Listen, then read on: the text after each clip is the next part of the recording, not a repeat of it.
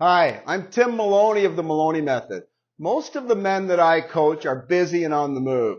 So when it comes to prepping food and recipes, they say to me, Tim, give me things that are fairly straightforward, fairly quick, and most importantly, give me things that I can make a lot of so that I can put some in the fridge or some in the freezer to grab when I'm on the run on another day. So today's recipe checks all of those boxes. Today, I'm going to run through how to make my signature Tim's Meatza. And here we go. So what we're going to need to start off with is 40 ounces of lean ground beef. And we've got it. We put it in our bowl, and we add the following seasonings. We've got some chili pepper. We've got our chili powder. We've got some garlic powder. We've got some paprika, and we have some salt and some pepper. Not too much. We need a half of teaspoon of each. We put it in with our 40 ounces of lean ground beef. We mush it all up. This is kind of the fun part. Think of somebody at work that was bugging you all week. We mush it up. Now, what I've done ahead of time is I've actually over on this 12-inch non-stick pizza pan, I have actually already taken 20 ounces, half of the 40, and flattened it all out. So what we do is we pound it down, work it. This takes a bit of time, work it, get it to the edges and such. Bottom line is, the most important thing, it has to end up looking like that.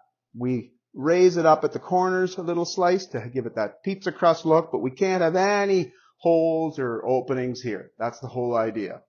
So when we have both of those complete, we're going to go over and slip them in our oven. Now, probably at the very start of this, you get the oven preheating because we want it at 375 Fahrenheit. And when we slip these in, we put them in our oven. It's going to take 25 to 35 minutes. Everybody's oven is a bit different, so don't blame me. You have to keep an eye on them. And I actually have a pretty good idea what we can do to keep busy while we're waiting for the crust and move on to step 2. These meatzas, they're good. We're almost there. It's topping time. It's time to take our meatza crust and put the beautiful toppings on it. My oven is still on at 375. I've allowed my crust to cool. While they were cooling, I chopped up our beautiful vegetables to act as toppings. So what do we do now? Well, what we do is, as you see, I've already fixed one of the pizzas up. We take a can, one can should do both pizzas, 1 can of tomato sauce, and we spread it around evenly on our crust. There you go. And now it's topping time. Load this up. Load up the mushrooms. Everyone has their preferences, so you're going to find out what I like. Load up the mushrooms. For me, there can never be enough green peppers or red peppers. Load it up. Onions. I love onions. Not as much as I love the peppers, but I do love onions. That's what I load up on my meatza.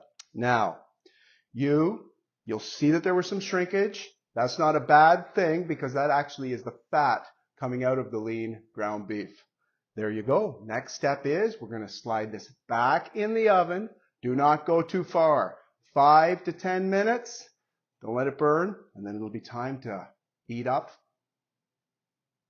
Now that our toppings are cooked, it's time to enjoy. So take your meatza, slice it up, put it on the plate, and as a final topping, here's some avocado. Now, any leftovers in the fridge, your second meatza, you can wrap that, put it in the freezer, and it will be there another day when you need it and you're on the run.